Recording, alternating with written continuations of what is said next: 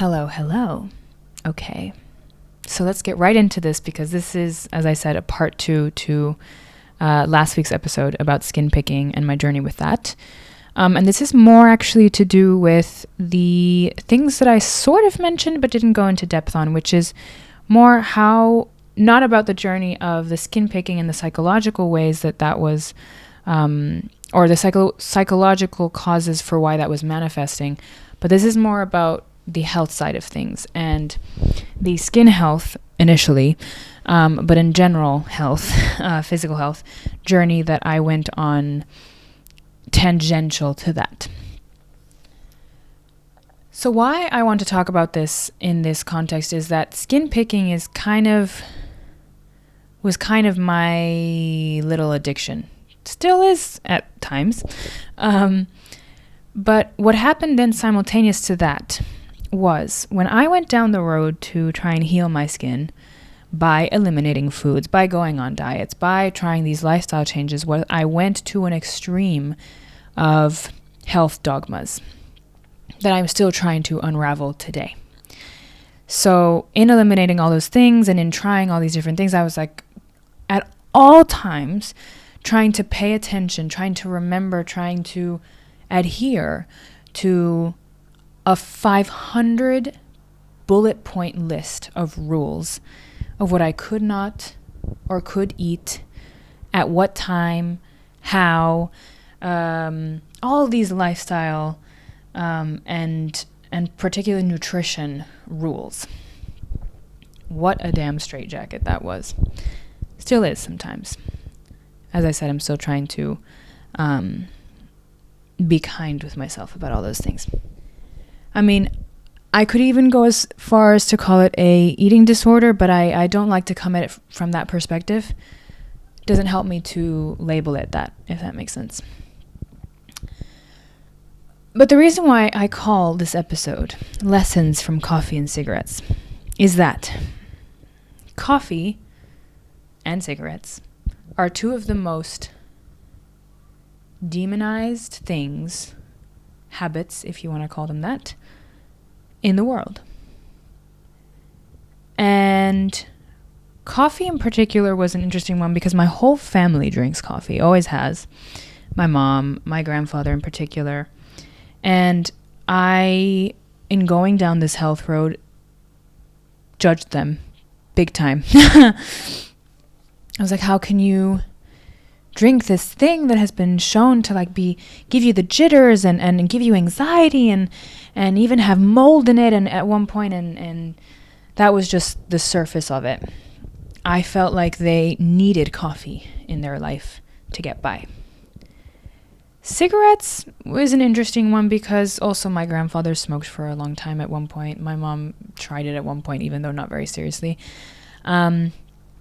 And then I made my move to BIH here, and I saw cigarettes everywhere, which is, it's not that I didn't see it in the US, you just don't see it as much because they went through the whole revolution of banning it in many places, even certain outdoor spaces.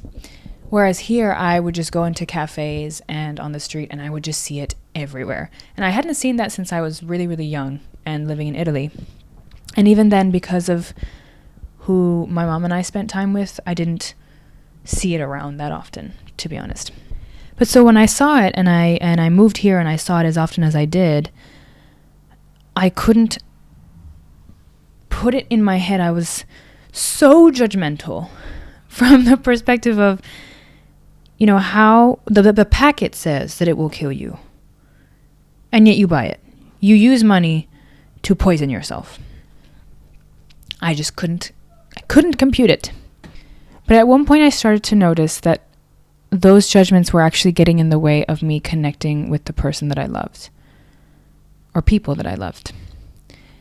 So, however right I could have been, or was, or am, or whatever,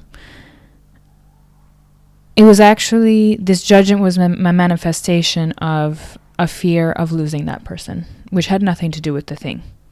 Even if you can, justify it in a million different ways, that was what was at the core. So at one point I decided, Even after all my health dogmas and my health beliefs and my desire to be as healthy as I possibly could at all times, I said, I'm going to try it. And when I moved here, I tried both. I tried coffee, and more recently, I tried a cigarette.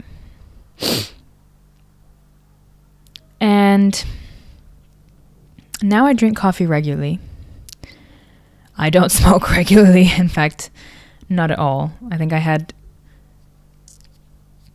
2 or 3 overall, and then never touched it again. It was like last year, fall time, let's say.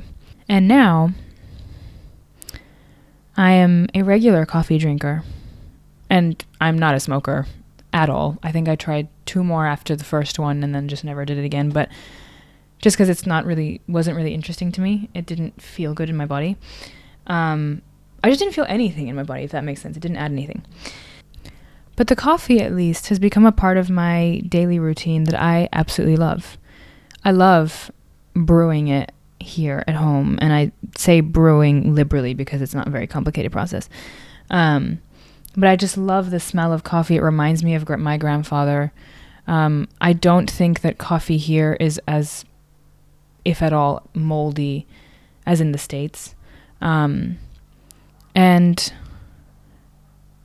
in the end, what it's come down to is this. One of the biggest reasons for the skin picking and for this really not just a health journey, but a dramatic health journey with all the health dogmas and all the books that I read and all the podcasts and everything, was I had learned to distrust my body. I didn't trust it to have clear skin. I didn't trust it to digest my food properly. I didn't trust it to breathe properly. I didn't trust it to immunify my body. I didn't trust my nervous system. I didn't trust what it was doing or saying to me. I just wanted it to be a specific way. While I don't think everybody needs to become a coffee drinker or try a cigarette to feel this, which is why I'm talking about it right now, I went down all those paths to come to the simple conclusion that, first and foremost, if you don't have trust in your body, in your body's processes, in its way of speaking to you and being, not only is it not going to change in your favor because it's going to be stubborn in its own way of being, but anything that you try, even to make it healthier from the perspective of not trusting it or not really liking it, is not going to work. And the beauty and irony of it is that actually establishing a relationship of trust and appreciation for the body is the very first thing that allows you to change. If you appreciate and trust your body, then naturally you're going to act in accordance with the things that make it feel good and healthy. In other words, you won't be addicted to anything, whether it's skin picking, coffee, or cigarettes. One cigarette is not going to kill you. A cup of coffee a day, especially let's say in the morning, is not going to kill you. I think it comes down to, okay, the quality of the product, especially coffee, right? But most especially, why are you doing it? Skin picking is something that was hurting me. There was no advantage other than it made me feel safe, and there are so many other ways to get resourced in that sense. Coffee. If you need it to feel energy or to digest something, then there's something wrong with your digestive system. There's something wrong with your energy levels, point blank. Coffee can be a pick-me-up, and it can actually be a superfood. But that being said, your body has to be in a state to receive it. And that comes first and foremost from trusting it and appreciating it. Okay, cigarettes objectively are not that great for you, but even those have been said to raise testosterone levels. Again, it becomes a question of why are you doing it? Are you doing it because there's a need that you have to fill? In which case, figure out how to fill the need. and then the need for that thing will go away. All that to say that the lessons from coffee and cigarettes that I've learned, and skin picking if you want to add that into, are one, that balance is the answer. Always. Okay, sometimes you have to go to an extreme to come back to balance, but that should generally be the rule of thumb. There's no bad or good, there just is. And it depends how you use it, which brings me to lesson number 2, which is, if you need something, you're at an extreme of something, and you need the control over your health. You need the cigarette. You need the coffee. You need the skin picking. Why? Figure it out, and then give that to yourself anyway. Even if you don't get rid of the thing, just figure it out.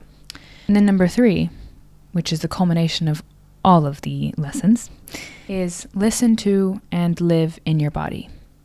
It has all the answers.